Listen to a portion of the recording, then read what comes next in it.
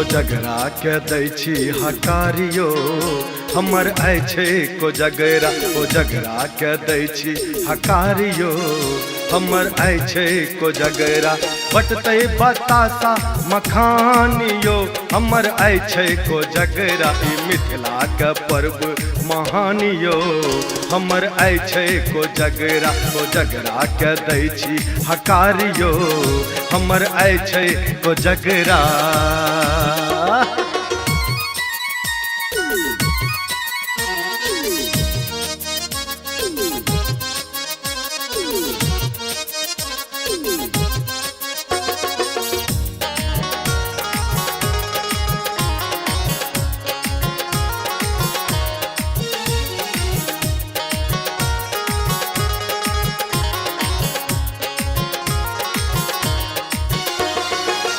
दही बटेतै केरा बटेतै डाल में सजल पान बटेतै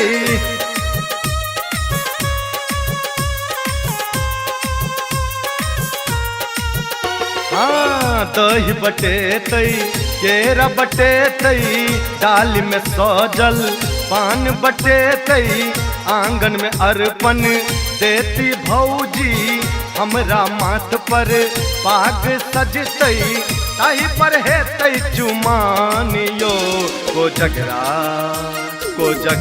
के दै छी हकारियो हमर छै कोजगरा कोजगरा के दै छी हकारियो हमर छै कोजगरा।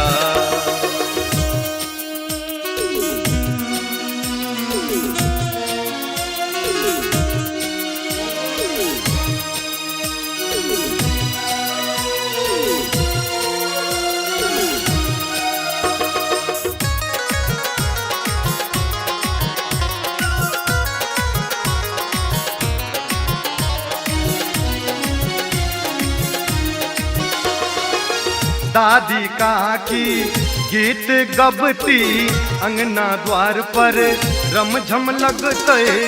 अरे दादिया काकी मिथिला रत्न गायक वीरेंद्र झा सेहो अबै छथिन।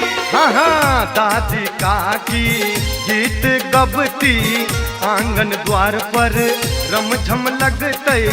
भोजी संगे पचीसी खेलबै खाजा मुंगबा खेबे करबै ताही पर रुचिगर पानियो कोजगरा के दै छी हकारियो हमर छै कोजगरा कोजगरा के दै छी हकारियो हमर छै कोजगरा।